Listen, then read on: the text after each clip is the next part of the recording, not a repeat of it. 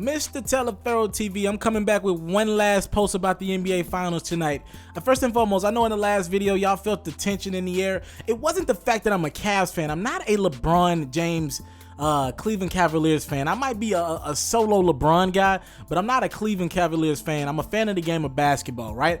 I used to work at ESPN. Most people who follow my channel, y'all know that. I used to work there at ESPN.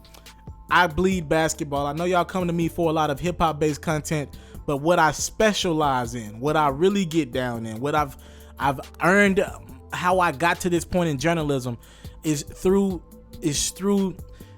sports. So when I talk this basketball talk, y'all ain't just talking to somebody who really loves hip hop and knows a couple things about basketball. No, it's sports first, hip hop second. I know this is pretty much a hip hop based blog, but I want y'all to know where I come from. And when I tell you, I'm gonna explain some things to you guys about the summer for LeBron James and how difficult a summer this is. By the way, LeBron James averaged a triple-double in the finals despite losing in 5 games. I'm gonna tell you where this Cavs team went wrong. He didn't have a coach.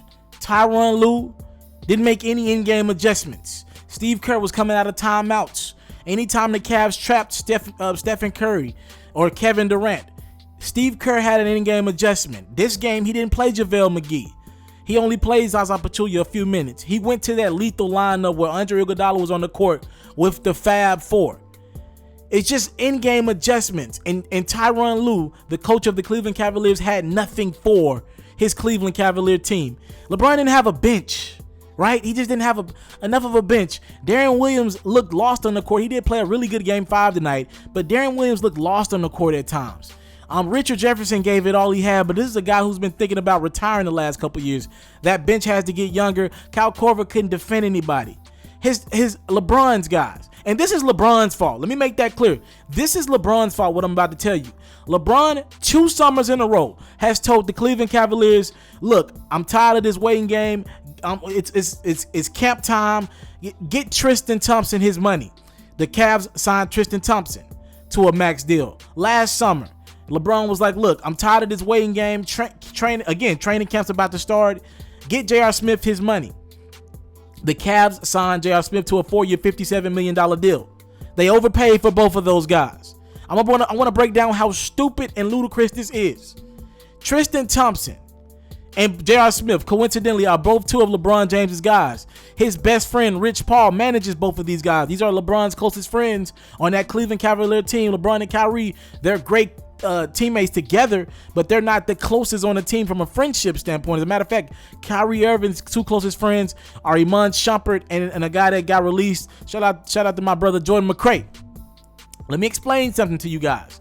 J.R. Smith last summer had no offers from any other NBA team. There were no other teams competing for the services of J.R. Smith. The Cavs outbidded themselves. J.R. Smith had no leverage when he wanted $13-14 million a year.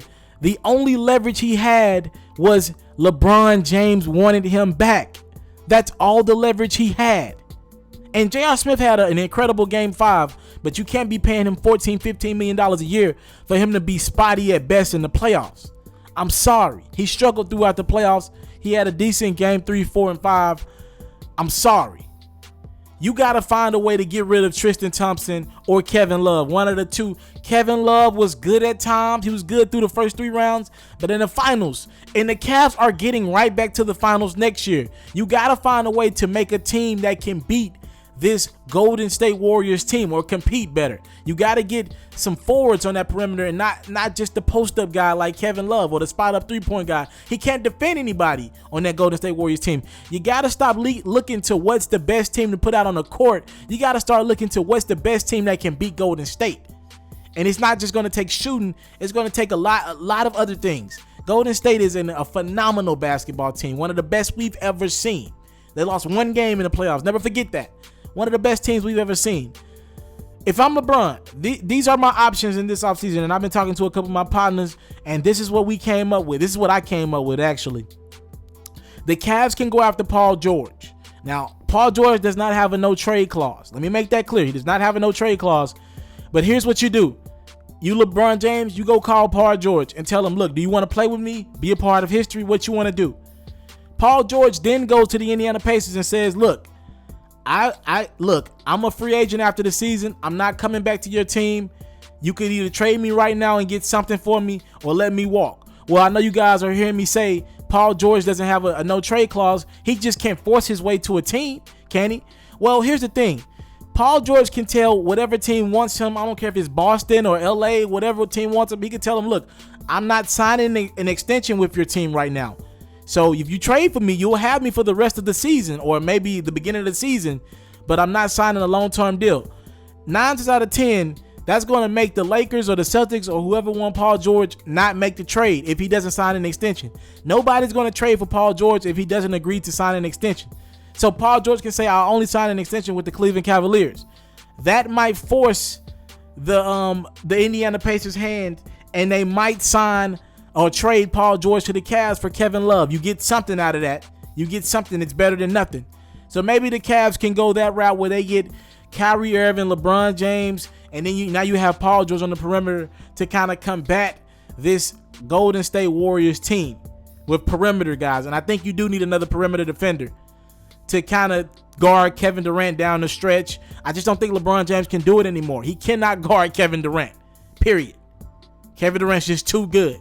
LeBron can't do that anymore. He's not the elite defender that he once was. And he's still a really good defender. He just can't guard Kevin Durant. This is probably the best scorer we got in the game. Or you can go this route. You go get another guard. I think one of the problems in the playoffs is that Steph Curry was able to go off on offense. Kyrie was guarding him on offense. And then when Kyrie got on offense, Steph was able to let Klay take all his dirty work. So Steph was fresh offensively. Steph was just staying at home on shooters like J.R. Smith. So you got to find a way to make Steph Curry defend. Maybe you don't go after Paul George. What if you're the Cavs, you trade Kevin Love or Tristan Thompson, and then you go after Chris Paul? I know it sounds like a far-fetched solution, but you go get Chris Paul.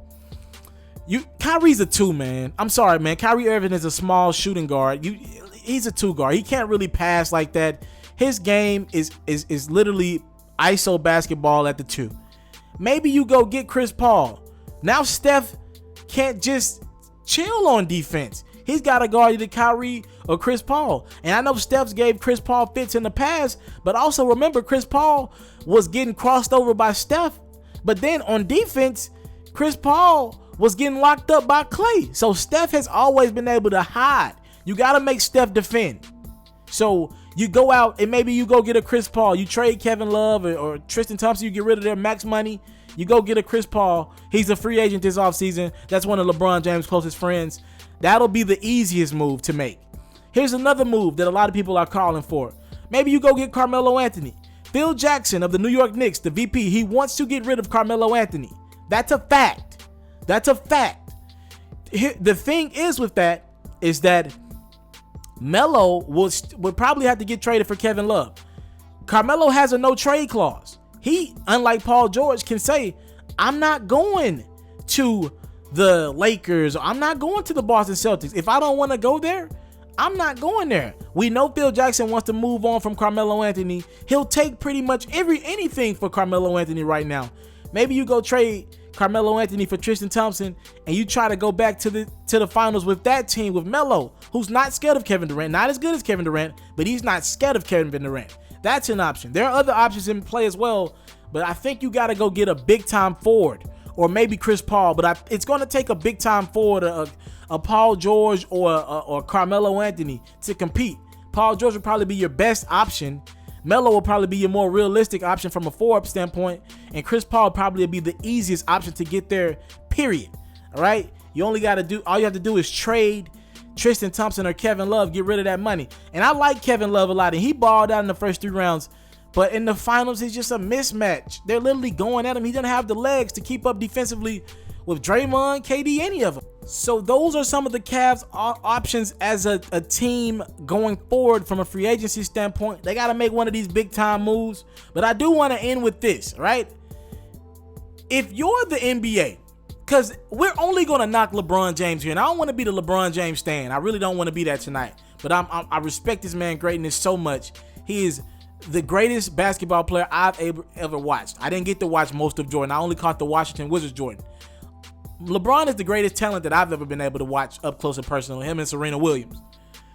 If if you're the NBA, LeBron shouldn't be the only one that has to come up with this crazy convoluted plan to compete with the Golden State Warriors.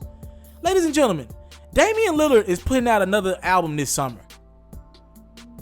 Why is he not recruiting guys to Portland? Carmelo Anthony has never made it to an NBA Finals. Why is he not recruiting guys to New York?